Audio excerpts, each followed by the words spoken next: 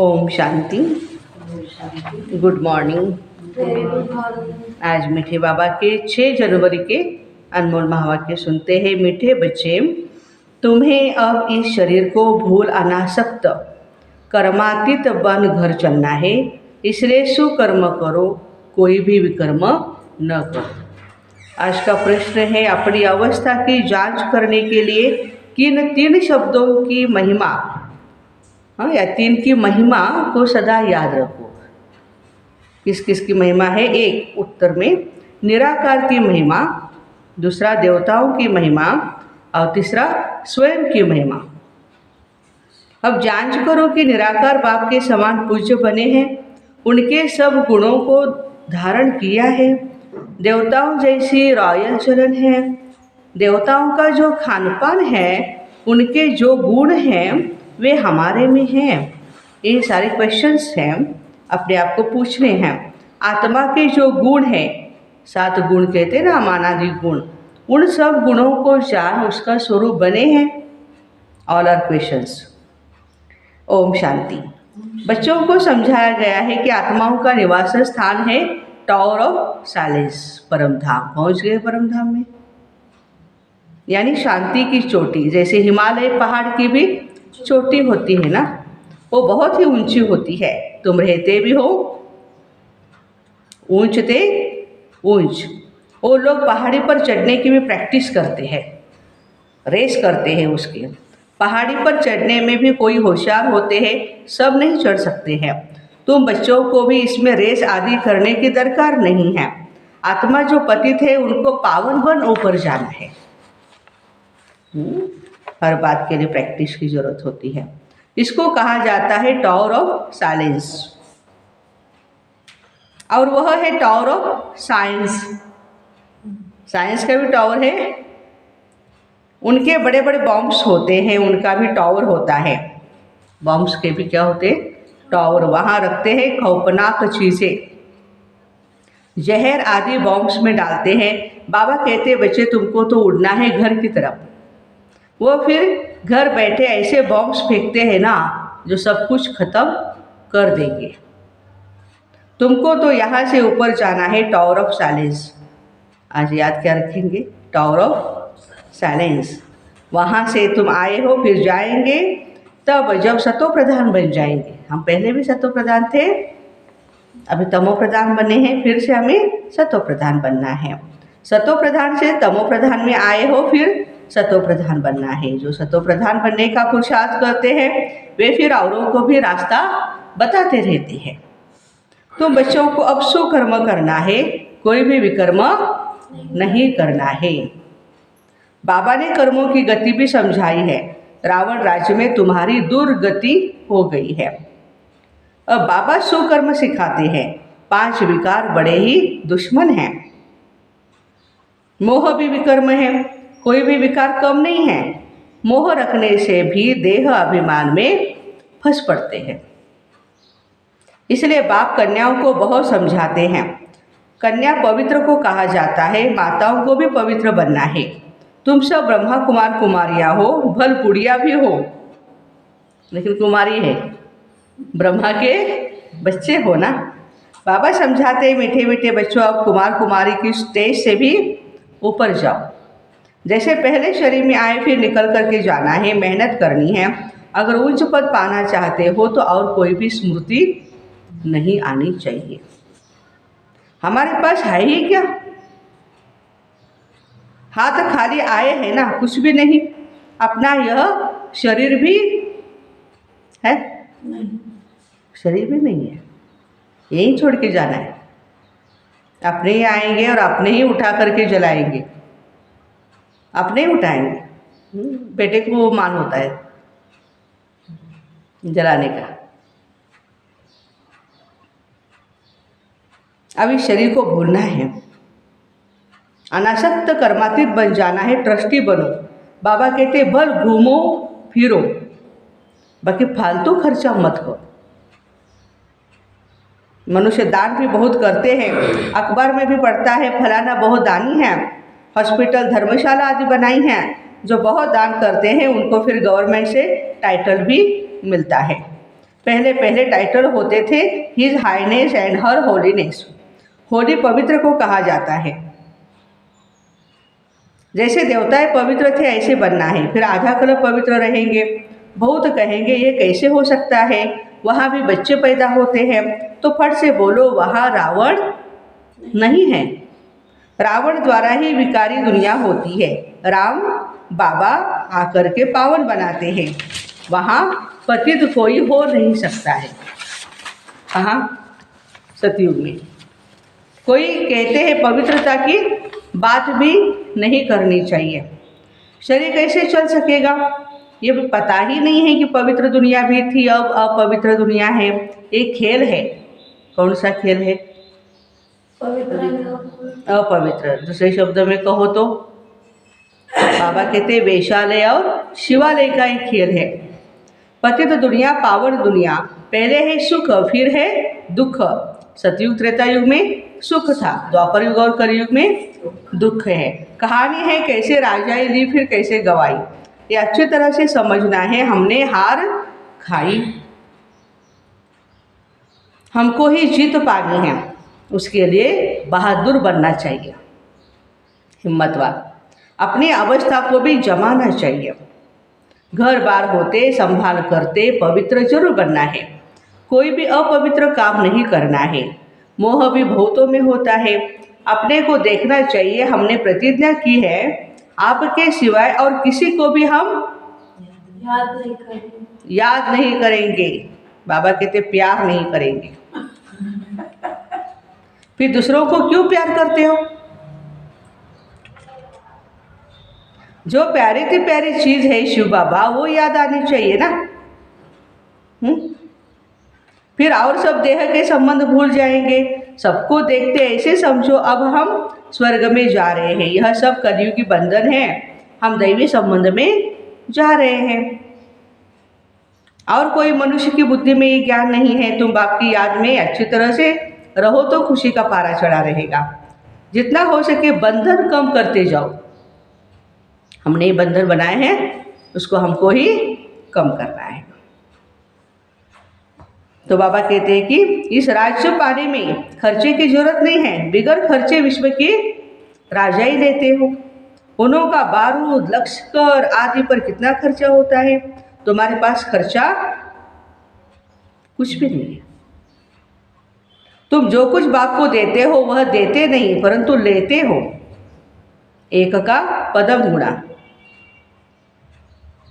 बाप तो है ही गुप्त, वह श्रीमत देते हैं। म्यूजियम खोलो, हॉस्पिटल, यूनिवर्सिटी खोलो, जिससे तुम नॉलेज प्राप्त करते हो। योग से तुम सदैव के लिए निरोगी बन जाते हो। वह हेल्थ एंड वेल्थ उनके साथ हैप्पीनेस तो है ही 21 जन्मों के लिए।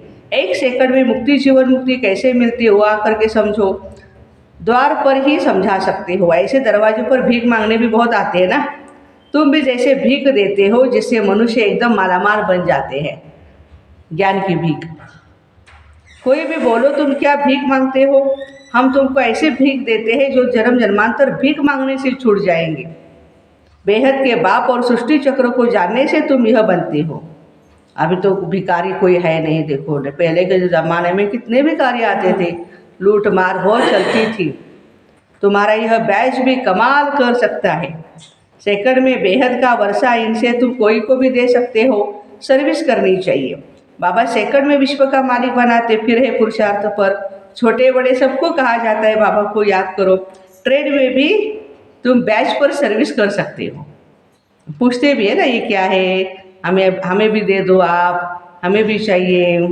तो हम कहते हैं भाई 1 साल तो आपको अच्छी तरह से पढ़ाई पढ़नी चाहिए, फिर हम दे सकते हैं। बैच सदा लगा करके रखो। इस पर तुम समझो। सबको समझा भी सकते हो कि तुमको 2 बाप है, 2 से ही वर्षा मिलता है, ब्रह्मा से वर्षा नहीं मिलता। वो तो दलाल है ना। इन द्वारा बाप तुमको सिखलाते हैं और वर्षा भी देते हैं। मनुष्य देख करके समझाना चाहिए।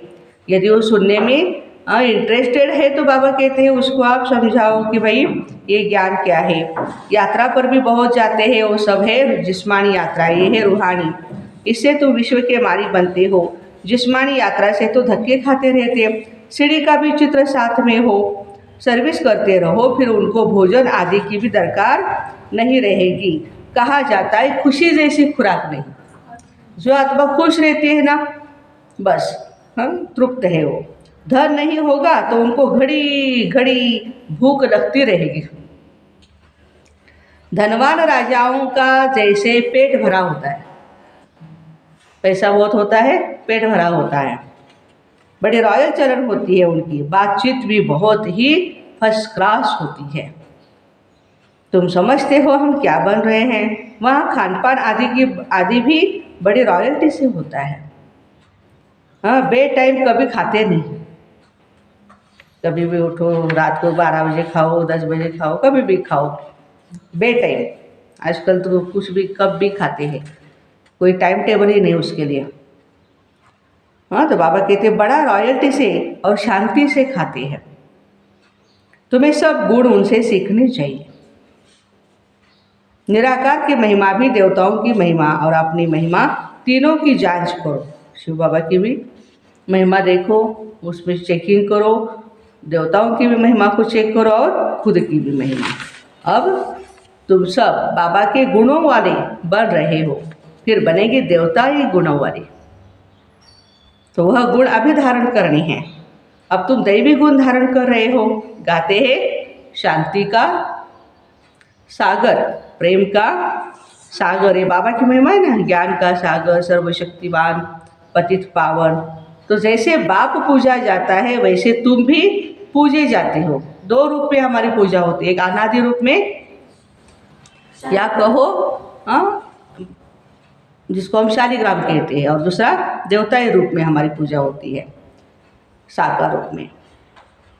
बाबा तुमको नमस्ते करते हैं, हम भी क्या करते बाबा को, बोलो प्यार से, बाबा नमस्ते। बोला सभी ने, या ठंडी में ठंड हो गए, ठंडा ठाकुर।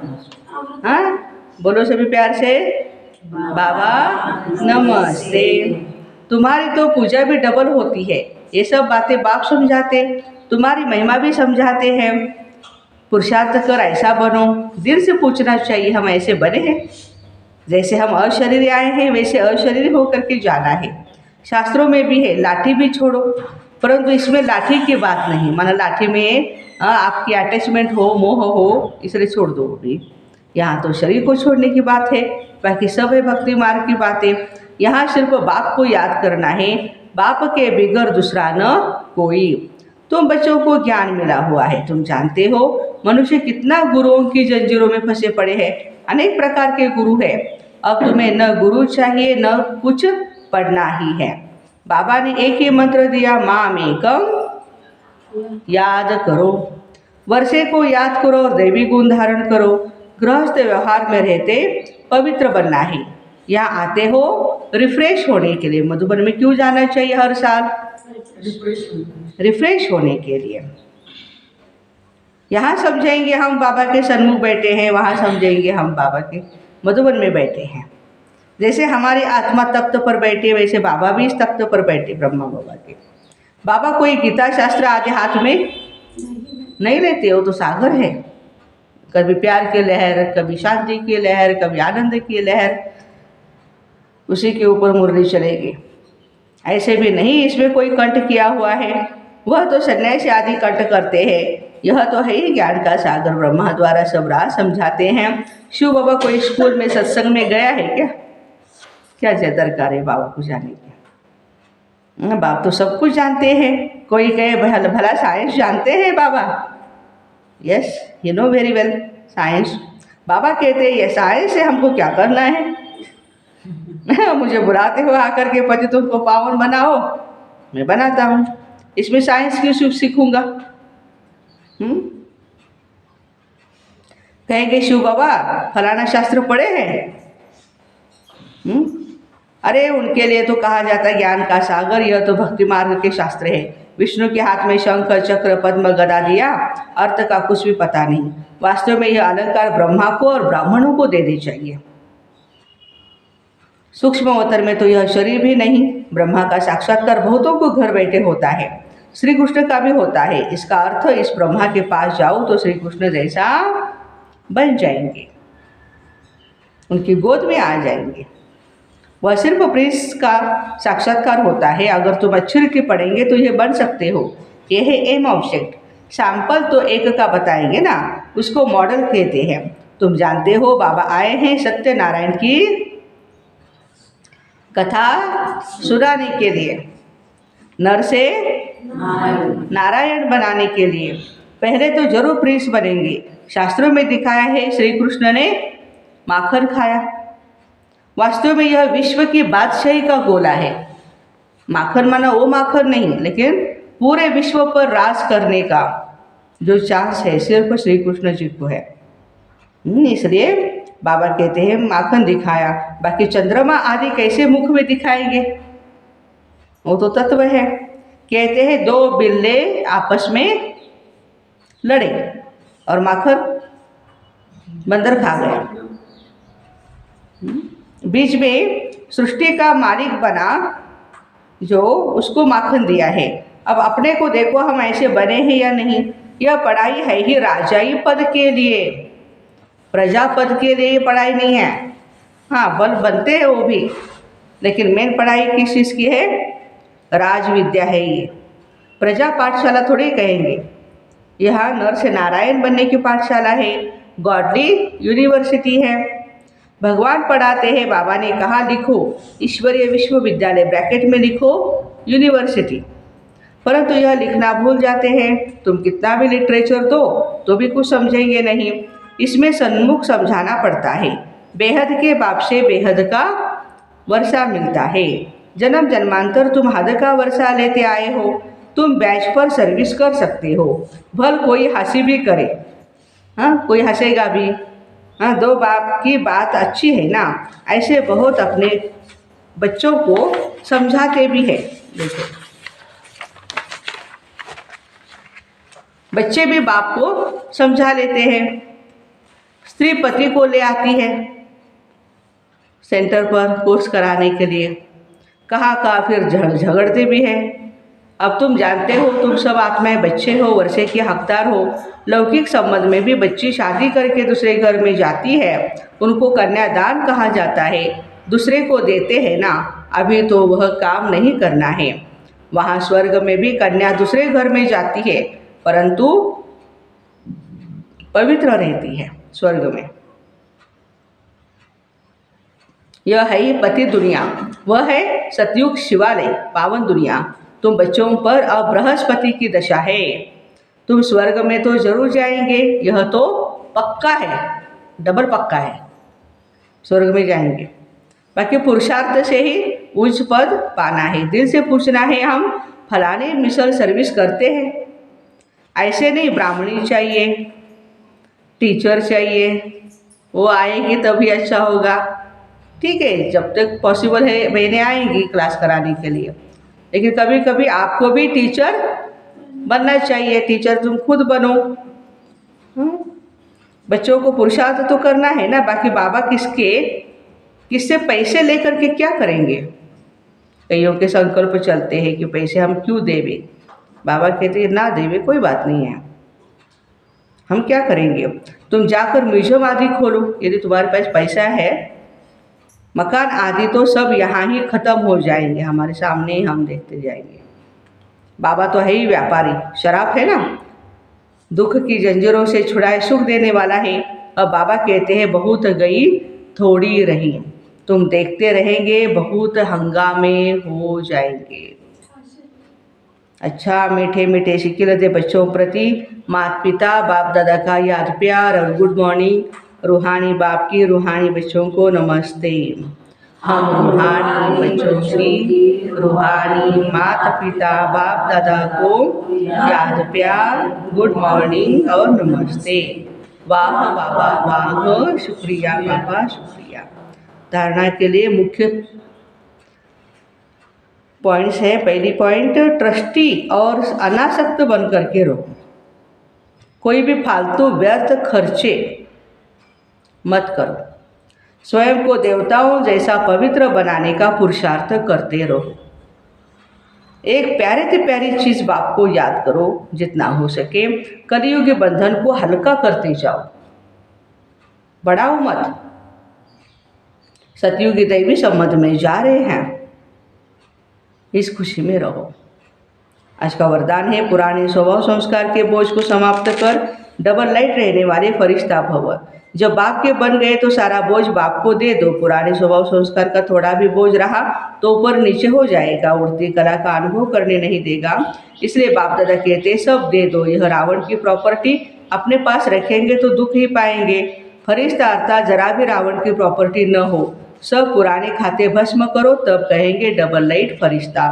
स्लोगन है, निर्भय और हर्षित मुख हो, बेहद के खेल को देखो तो हलचल में नहीं आएंगे। तो अव्यक्त स्थिति में रहने के लिए बाबा कहते हैं कि चलता फिरता फरिश्ता, कर्म करते, बातचीत करते, उमंग उत्साह बढ़ाते, देह से न्यारा सूक्ष्म रूप में बाबा कहते अनुभूति कराते जाओ। फालो फादर सदा देह भान से न्यारे रहो, हर एक को न्यारा रूप दिखाई दे, इसको कहते हैं फरिश्ता स्थिति। तो ऐसे पुराने स्वभाव संस्कार के बोझ को समाप्त कर डबल लाइट रहने वाली फरिश्ता रूप भाई बहनों को ओम शांति। Have a nice day.